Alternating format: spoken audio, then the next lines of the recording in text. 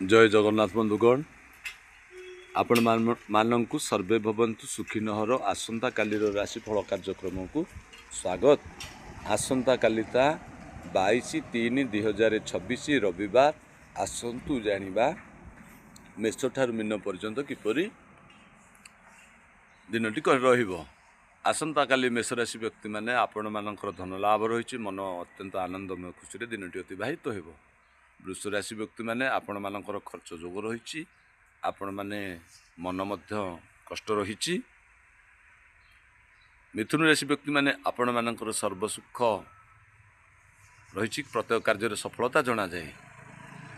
कर्कट राशि व्यक्ति माने आपण मानकर शुभमय एवं आनंदमय दिनटी रही।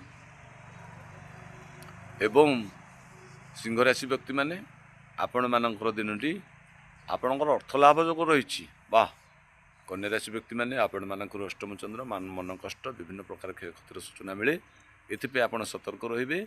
प्रतिकार स्वरूप पान मधुर टिके खाई नियंतु।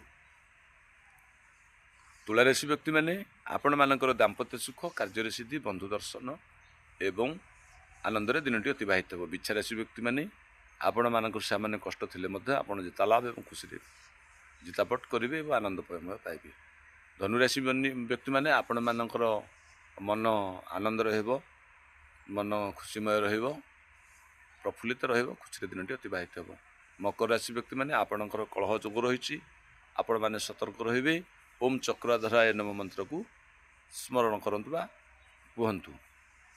कुंभ राशि व्यक्ति माने आपण मानकर दिनटी अत्यंत आनंदमय सिद्धि मध्य रही। मीन राशि व्यक्ति माने आपण मानकर दिनटी मन कष्ट रही एते मन संतुष्ट नुह, दुख अवश्य रही। यह थिला मेष ठार मीन पर्यंत। बंधुगण, प्रिय बंधुगण, यह आंभर निजस्व मत माने श्रीचंद्री श्रीयमानित्यम द्वितीय मनोव्याकुल तृतीय पराक्रम वृद्धि चतुर्थी कलहानित्य पंचमी धनहानि निषाद षष्ठी शुभप्रद विजयप्रद सप्तमी दाम्पत्य सुखम अष्टमी मारक विग्रह नवम क्लेश कार्य दशमी शुभप्रद सर्वफल चौकादश द्वादश व्यबंधन यह गुरु मुख निश्रुत बाणी लेखिकी देते आम प्रयोग करी कथा देलु। यह आपण मान जनकल्याण हित प्रसार प्रचार करुचु। आपण मैंने यार जदि सदुपयोग फायदा पाइपुंट ताहले आपण मैंने निश्चित कमेंट करूँ, लाइक करूँ, शेयर करूँ। कले आमर आग्रह आसो आम आगू आ सबुदिन प्रकार प्रयास करूँ। आपण मानकर जीवन सुखमय सर्वे भवन्तु सुखिन खुशी हम।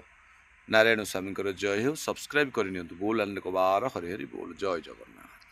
विश्वर मंगल हो बोल आने कबार हरि हरि बोल। ओम माधवाय नमः।